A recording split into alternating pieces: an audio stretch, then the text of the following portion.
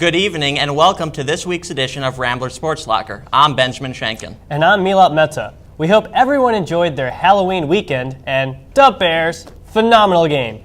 Packers fans, like you Benjamin, now have my permission to cry over your newfound weakling quarterback, Aaron with an E, Rodgers. Whoa. You know the Packers would have won that game had your team not injured Rodgers in the first play. Don't go all Richie Incognito on me, bro.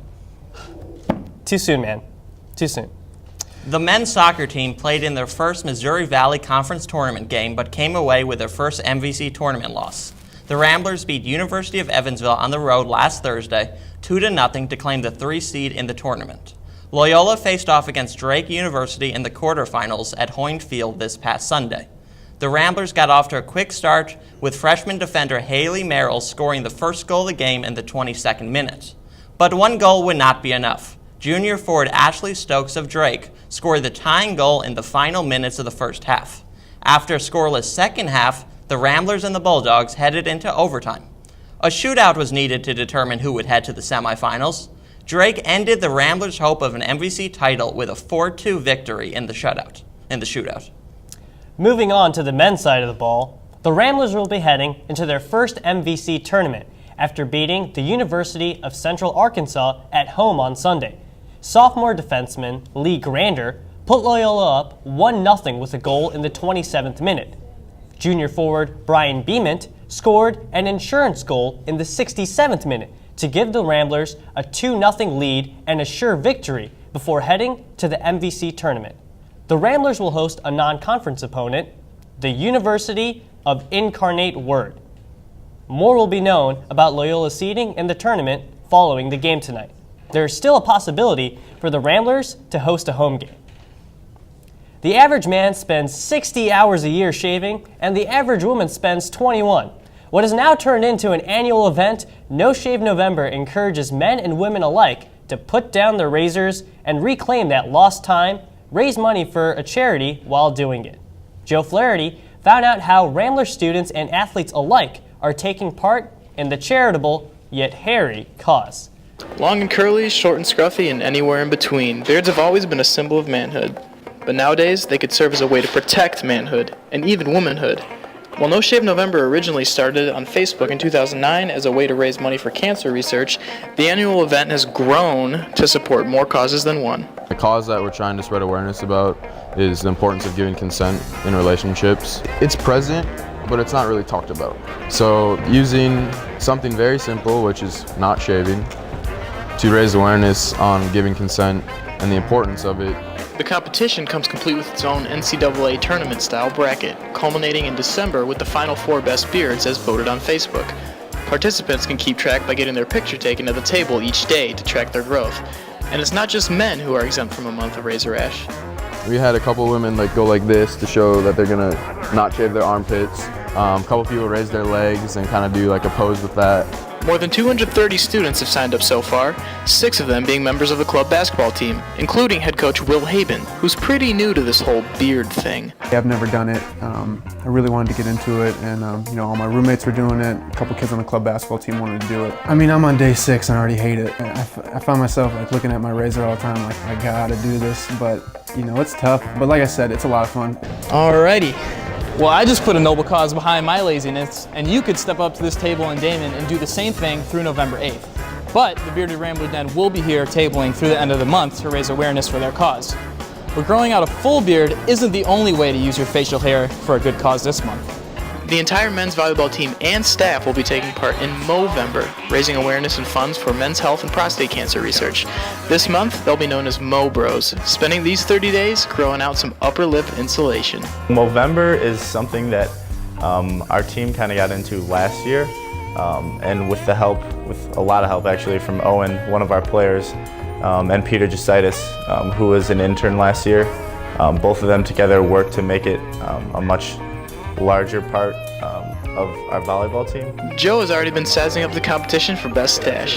Shane, our head coach, he definitely grows a really dirty, I guess you could say, mustache. One of our guys already dyed his mustache, so definitely gets competitive. The men's team will be joined by the men's club volleyball team, as well as some familiar faces from the hometown Chicago Blackhawks.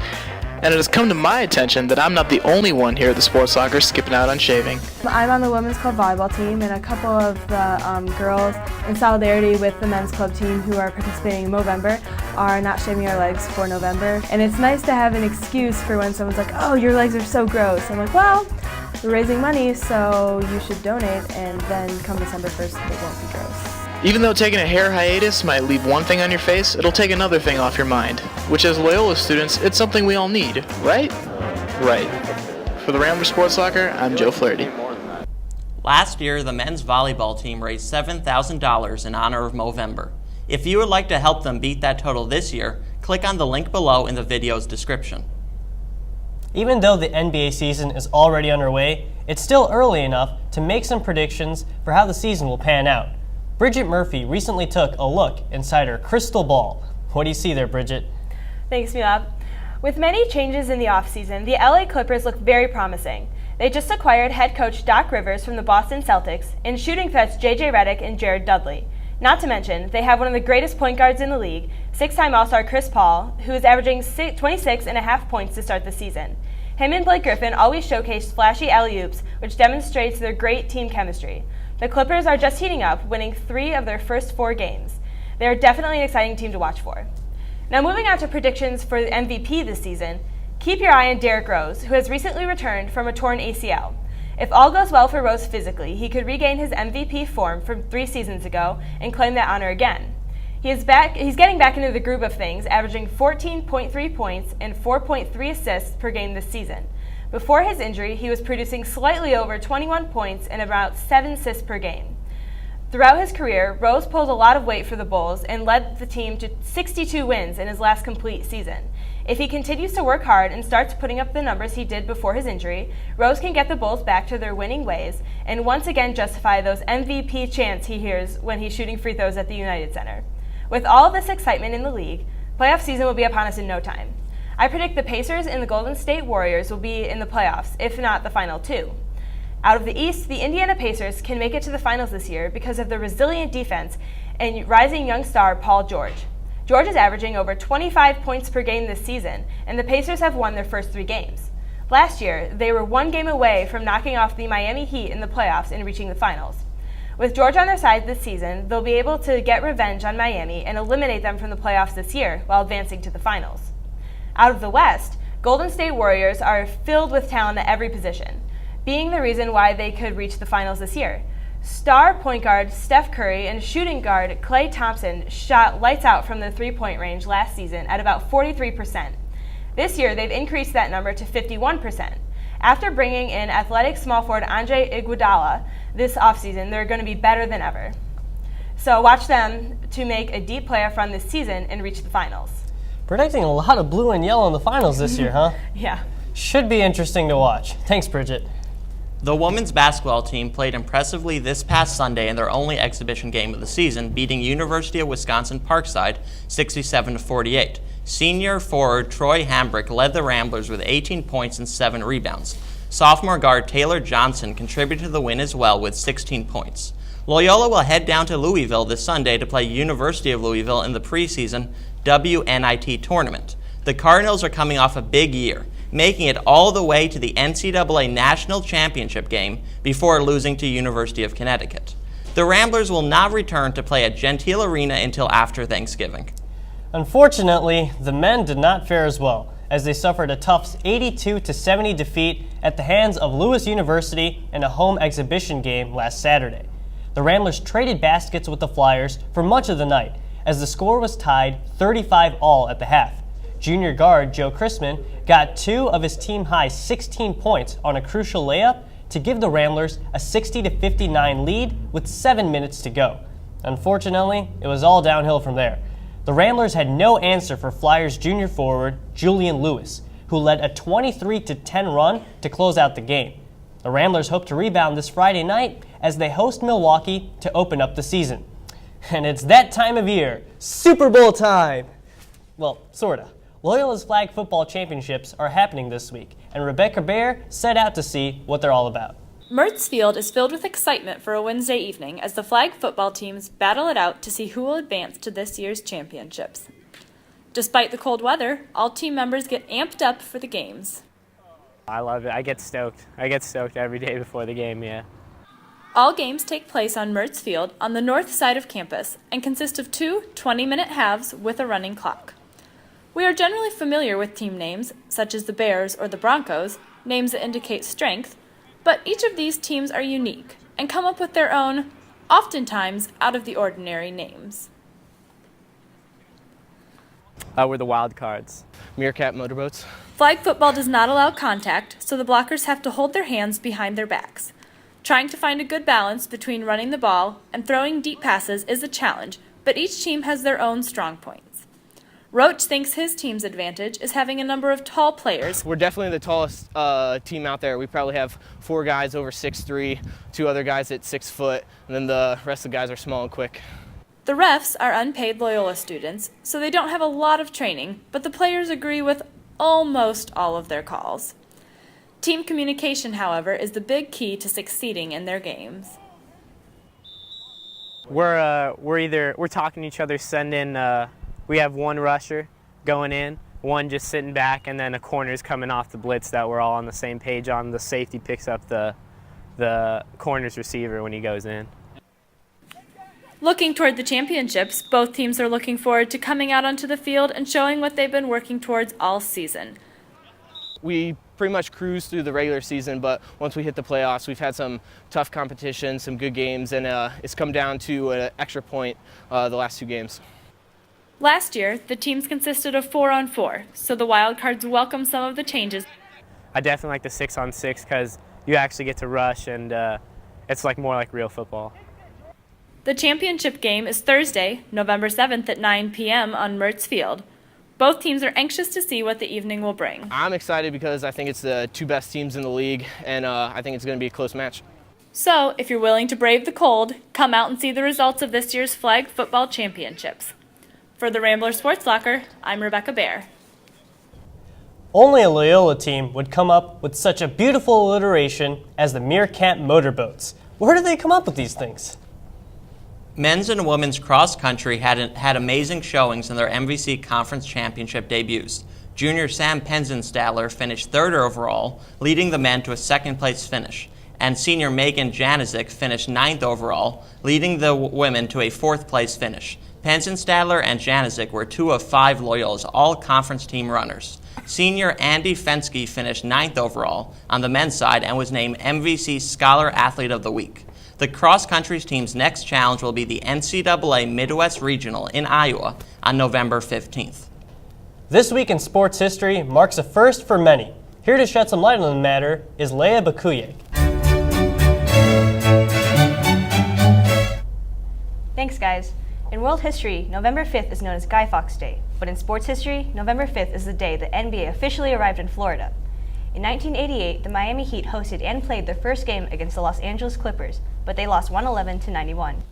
They dropped their first 17 games, and the Heat wouldn't win their first game until December 17th in a revenge match against the Clippers. It was on November 6th in 1869 that the first intercollegiate football game in history took place. Rutgers beat Princeton in a barn burner 6-4. At that period in time, the game had more of a resemblance to rugby, but it's the game that paved our way to modern-day football. And today, November 7th in 1963, was the day that Elston Howard became the first African-American player ever voted AL MVP. He was also the first African-American to become a New York Yankee, joining the team in 1955. With the Yankees, Howard is a very valuable catcher, first baseman, and outfielder. Although he had the support of his teammates, Elston still suffered from verbal attacks and discrimination. But just as Jackie Robinson opened the door for other African-Americans in Major League Baseball, Howard opened the door for African-Americans to join the Yankees. And that's it for This Week in History. That's amazing. I guess the Heat sucked back then, too. The women's volleyball team finished 1-1 on their 2-game road trip. Things did not start out well, as the Ramblers lost in straight sets at Indiana State on Friday. The Ramblers got within 2 points late in the second set and third sets, but came up short 25-22 both times, despite 12 kills from sophomore outside Maureen Carls. The Ramblers redeemed themselves the following night in a 3-set rout of Illinois State University. The Ramblers were played tight by the Redbirds in the final set, as ISU had a set point at 25-24. Junior right side Laura Purcell erased the set point with one of her game-high 18 kills to help the Ramblers win in straight sets. The Ramblers look to continue their hot streak against Bradley this Saturday. Hey guys. Oh, how's it going, Bridget? Good. It's been a good season for Loyola Falls sports, but with basketball season right around the corner, it's time to get ready for fall conference tournaments. For a look at this year's tournaments, to watch, here's Bridget Sheeran with the MVC Top 3. Thanks, guys. It's been a crazy first season in the MVC for the Ramblers, so let's take a look at the top 3 fall conference tournaments Loyola will be participating in their rookie year. Number 3, women's volleyball. It's been an up-and-down first year for the Lady Ramblers in the MVC, but as we've seen in conference tournaments past, anything can happen. The volleyball team is currently in 7th place in the conference, but with 5 more games left against all conference opponents, they have the opportunity to boost their standings heading into the tournament, which begins on Thanksgiving at Wichita State. These wins will not come easy, however, as they will take on number 2 Wichita State, number 4 Missouri State, and the tournament favorite, conference leader Northern Iowa, in the season finale. If the Ramblers can steal one of these tough matchups and beat the 2 weaker teams, then they should be able to secure themselves a decent standing in their first Missouri Valley Conference tournament. Number 2, men's soccer. It's been a tough season for the men's soccer team, but all of that can change with a little luck in the upcoming MVC tournament. The Ramblers won an emotional game over Central Arkansas in Sunday's Senior Day matchup, securing itself a place in their first MVC conference tournament. The team has one more game to play against Incarnate Word before beginning tournament play. That game begins at 7 p.m. tonight. This year's tournament will be hosted by Bradley in Peoria, Illinois over the weekend of November 13th. Loyola currently sits half a game behind Bradley for 3rd place in the conference. If the Ramblers can beat Incarnate Word, they can boost their overall record to 6-10-2 and give themselves an advantage heading into tournament weekend. The favorite to win this tournament is Missouri State, who has run away with the conference this season. And number 1, a tournament that has already happened, but with spectacular results for the Ramblers, the cross-country tournament. Taking place last Saturday, November 2nd, in Des Moines, Iowa, both the Ramblers men and women's team did really well in their first tournament. The men came in 2nd place behind the ISU Salukis, who won both the men's and women's overall. The men were led by junior Sam Penzenthaler's 3rd place performance and senior Andy Fenske's 9th place finish. With the strong showing at the MVC tournament, the Ramblers have now broken into the Midwest regional rankings and clock in at number 11. The women also had a strong day at the conference tournament, coming in 4th place. The women's team was led by senior Megan Janizek and placed 9th and received 1st team overalls for her showings. And those are your top 3 fall MVC tournaments. Look for Loyola to try and make a splash in the upcoming tournaments. But as we saw with women's soccer and the way that ended for the Ramblers, these conference tournaments can be a crapshoot. They certainly can be. Thanks, Bridget. The Cubs are in the news, but nobody seems to care. Here to talk about everything but baseball is Nick Amatangelo and the rest of the Ramble crew.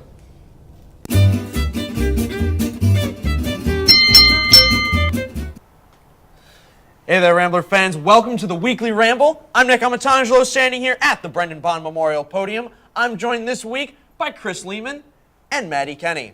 All right, guys. So first things first, the NBA season's about a week old. What has stood out to you the most as most impressive? Chris? Hands down, it's got to be the Philadelphia 76ers. I mean, they're coming out right now, and they're doing things that no one expected them to do. Last year, they lost to Chicago 3 times. They lost to Miami 4 times. They got swept by both of them. And this year, they come out, and in their first 3 games, they beat both of them with great fourth-quarter comebacks. Rookie Michael Carter-Williams developed his jump shot, and he's looking great. Evan Turner has been having a fantastic year, continuing what he did last year. Thaddeus Young's going off, and the big man that no one really expected, Spencer Hawes, who with that game-winning shot against the Bulls, has looked amazing. So they're definitely a team that's turned it around. Absolutely. Maddie, what do you think? I'm also going to say the Philadelphia 76ers. Yeah. So there's Evan Turner. He's averaging about 22 points a game. You have Michael Carter, like you said, Williams. He's a rookie. He got East Player of the Week in his first week as in the pro. And he's the first rookie to do that since Shaq. They're 3-2 right now, but they're going to have a good season. All right. Well, you both kind of said the same thing. I heard it from Chris first, so I have to give Chris the point. Uh-oh. So it's 1-0 Chris. Ooh. Next question, though. All right, so the Colorado Avalanche are one of the hottest teams in hockey right now. Although, up until this point, they've been like one of the worst. They've been in the top 5 drafting, top 10 drafting for the last 5 or so years, so now they're all of a sudden finally putting the pieces together. Or is it just a fluke? Maddie, what are your thoughts? Well, they do have a new coach, Coach Waugh. He's from Canada. He's very good. Also, you have Matt Duchene, who has 10 goals so far this season, 17 points overall.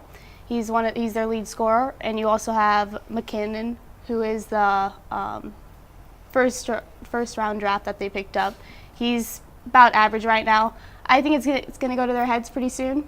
And, you know, within the next few years, I could see them coming out on top. But as of now, it's just a fluke. All right, Chris, what do you think? All right, well, I definitely think that what they're doing is for real. Like she said, they bring in a new coach, Patrick Waugh, and he's been considered the greatest goaltender to ever put on some ice skates and play this game that we call hockey. And right now, their goalkeeper, Varlamov, is playing out of his mind, 94.4% save percentage, and because of that, the team's allowing only the 3rd fewest goals. And, I mean, I just think there has to be a direct correlation. The year he comes in, you see this huge boost in their goalie stats, and, I mean, defense wins championships in any sport, and that's what they're doing right now. That's some facts right there. You know, I would like to think that the Avalanche are turning things around, but they're in the Blackhawks division. It's a fluke. Gotta give it to Maddie. Bias. Here goes the bias. Oh, yeah. Blackhawks bias.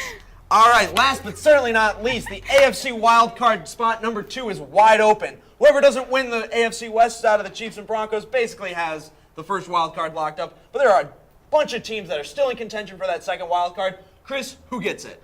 It's really bad. I wish none of them could get it. But if I had to pick one, it's got to be the New York Jets. They're a team, if you're talking the second wild card spot, a team that gets 8 wins is usually good, especially when teams are not doing that well. Right now we're looking at the Chargers, the Dolphins, the Browns, the Jets. No one else is really going to squeeze in there.